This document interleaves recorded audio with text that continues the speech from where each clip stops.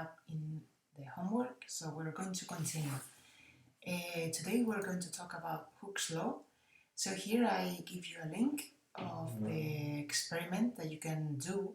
I mean, if you have the instruments necessary for it, to to see what Hooke's law is about. I mean, I'm going to explain it here with pictures and graphs, but if you want to see how it's really done, then you have to watch this video. And maybe you will understand it better than with pictures and so on. So have a look here. You have it in the PDF, because here to copy it is difficult from the video, but you can see it in the PDF. So Hooke's law, what is it about? So what we are doing is we're using a spring and we are adding some different masses to it. So what we see is that the spring is going to stretch more if the mass is bigger. Okay? What we are measuring here is not really the mass, is a force, as you can see. Why? Because we are measuring the weight of these masses. So we are multiplying the mass times 9.8, that's the gravity acceleration, and that's how we get these forces. Okay, but it's also true, because I mean the acceleration is always the same, so we can say that the more force we do to the spring, we apply to this spring, the more it's going to stretch, as you can see here. I mean, this is a picture, but if you watch the video, you're going to see it happens for real. I mean, you can imagine, if you have played with strings, you can imagine how this is true. But if we take the data, if we measure how much it stretches, for example, if we count the normal position as 0, and when we add the masses, we're going to see that it has stretched from that position, for example, 1 centimeter or 2 centimeters or whatever. So we can draw a graph plotting the centimeters that it stretches, and in the y-axis we can plot the force, and we can see, so when it's 0, it hasn't moved. If I don't do any force, I don't see any stretching. That's logical. So 0 is 0. But if I put a force of 3 newtons, then I'm going to see that it stretches 1 centimeter. So 1 centimeter. If I put a force, if I exert a force of 6 newtons, then what I'm going to see in this example of this spring, I mean, it depends on the spring, as we will see. But again, if I put 6 newtons, then I'm going to see that the spring stretches 2 centimeters. And if I put if I apply a force of 9 newtons, then in this case I'm going to see that the spring has stretched 3 centimeters. So 9, 3, and 6, 2. And I can see this is a straight line, an increasing straight line. So the more, as we saw, this is a force and stretching are directly proportional, because the more force, the more stretching, or the more stretching, the more force. Is directly proportional. That's what says Hooke's law. It's just the experiment shows you this. The more weight, the more stretching, and that's logical. But we can represent it as, you know, I mean, Hooke said it like this: the deformation of a spring will be directly proportional to the force exerted on it, as we have proven. So this is what happens. We can exert the force also compressing the spring, and it's going to work the same. The distance that is going to compress is directly proportional to the force that we exert. So as if you remember, to be directly proportional means that it's on the same side of the fraction. So force and x is what I call the distance, okay, the elongation. It represents the length of the deformation, whether stretched or compressed, both the same, just the distance that it has moved. And so they are directly proportional, the force and the elongation, that's the distance. And to make it equal, so not just proportional but equal exactly, we need a constant here. And this is called spring constant or elastic constant. And it means, it depends on the spring, because if it depends on the metal, it depends on how thick it is, so it is not universal. It's going to depend on the specific spring that we are using. But this is it. This is Hooke's law. And as you can see, it's very logical. Force and elongation are directly proportional, and they have a constant here that is the elastic constant. So, what can we do with this? Problems. I'm going in the homework. You're going to see some problems, so I'm going to do some for you, and I want them done in the same way that I do it. And it's the same way that you have been asked in maths for your whole life, I'm sure, with data, formulae, calculations, and solution, the same.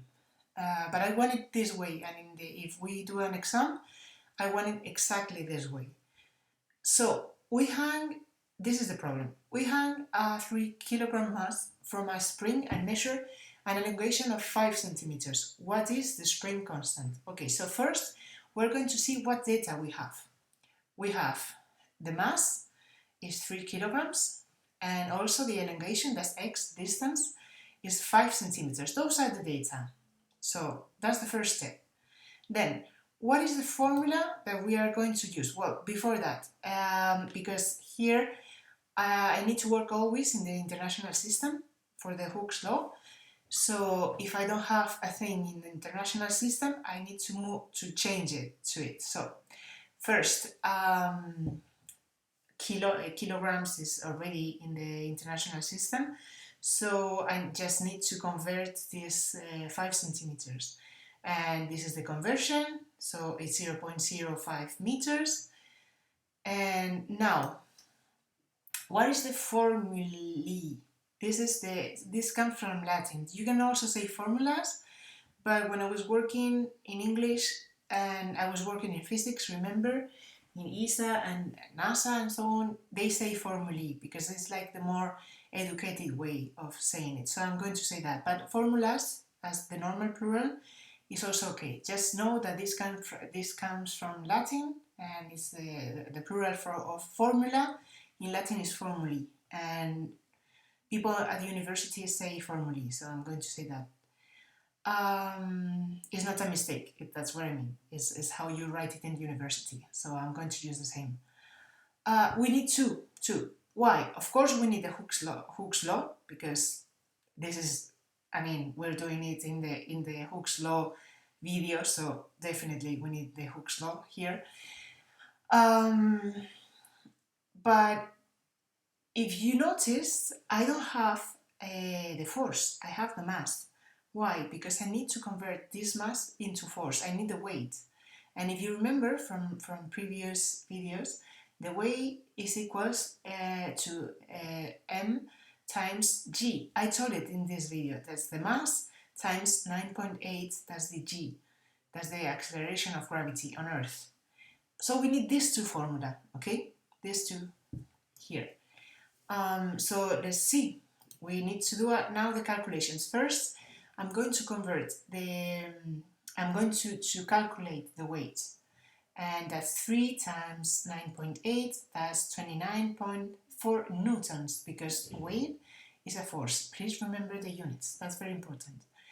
Then what I'm going to say is that the force that I'm exerting, this force here that I'm exerting into the spring, is the weight. So I'm going to say that the weight is the force in Hooke's law. Okay, so this force here is the weight, the one that I have calculated. So I'm going to put, instead of putting the F, I'm going to put the W of weight, and I'm going to find the K because this is the one that I need. This is the spring constant. Remember here, in here, this K is the spring constant or the elastic constant. So this is the one I want. So this, I want this K alone. So this one that is multiplying is going to go to the other side, dividing.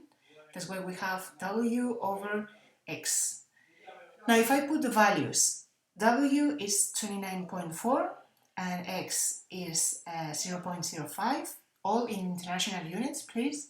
Then I have 588 newtons per meters, because that's the unit, newtons and meters. So that's the unit for the spring constant.